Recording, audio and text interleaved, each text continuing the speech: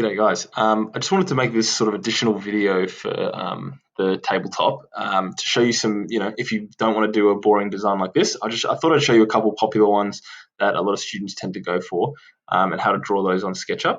The first one would probably be instead of having the timber, running straight like that, having it running at diagonals.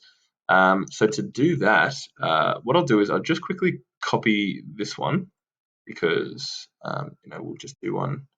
Hang on, and let's move it up by, where's the blue axis, 500. Right.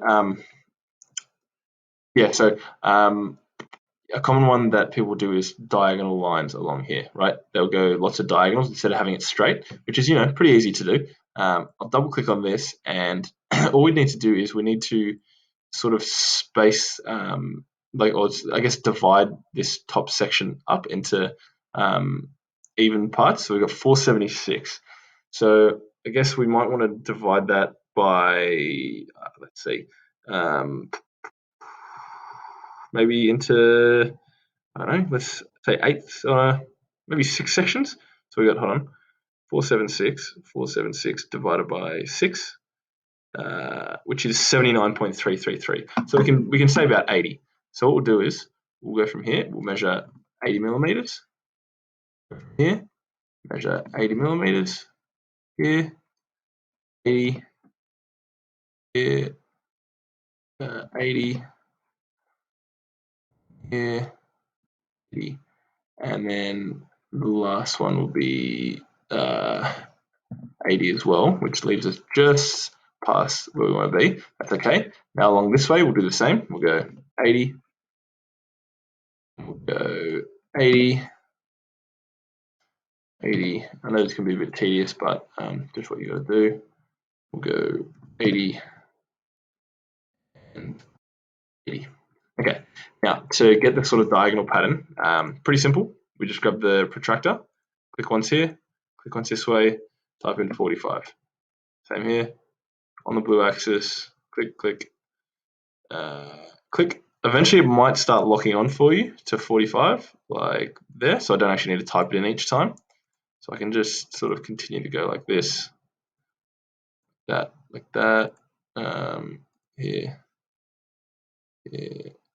that, and just go from every guide point straight out and bring it across to 45 degrees. Oops, missed one. And then all we would do is we would trace these lines with the that look onto 45, and we also need to go one in the middle here. What's going on? That's not what I want.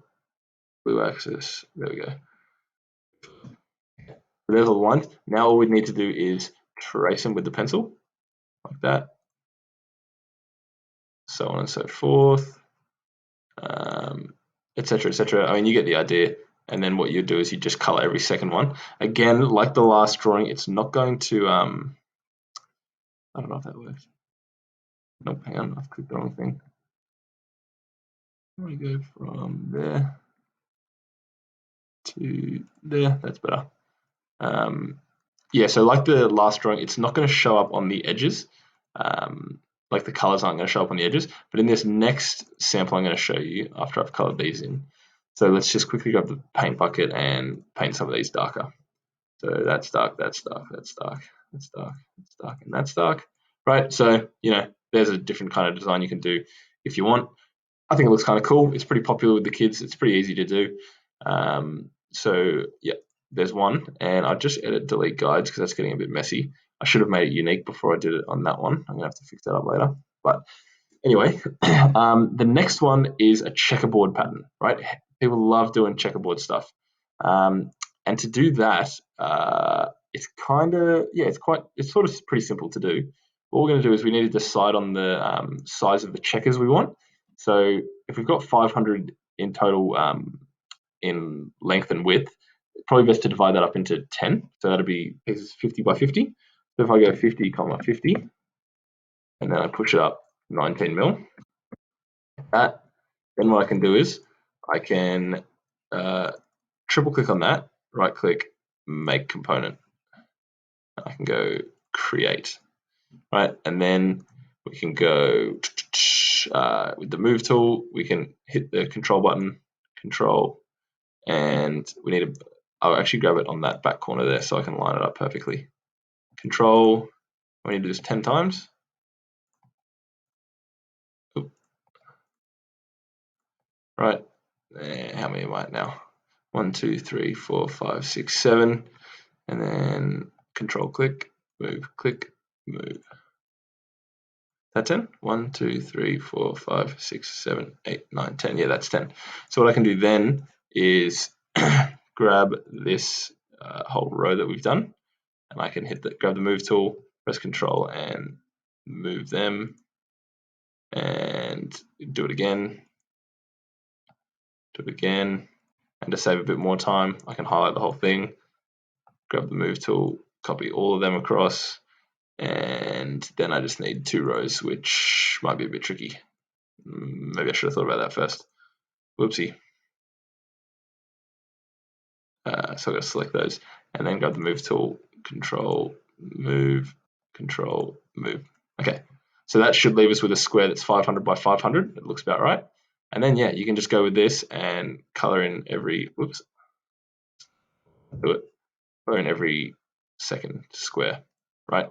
Just like that. And then, obviously do the alternating ones dark. So if you want to have yours looking like that, more than welcome to. That will work. And yeah, that's about it. So yeah, if you want to continue and go like that and do your checkerboard pattern like that, more than welcome to. It's just going to be tricky to put a routed edge on that because you've got heaps of different components. The solid tool doesn't like, or the follow me tool doesn't really like going around on different components. So yeah, you may have trouble with that. But yeah, other than that, that's how you do a checkerboard pattern on your tabletop. Okay, cool. So pick whatever design you want to do, and then go to the next video, and we'll do the sides. Cool. See you over there.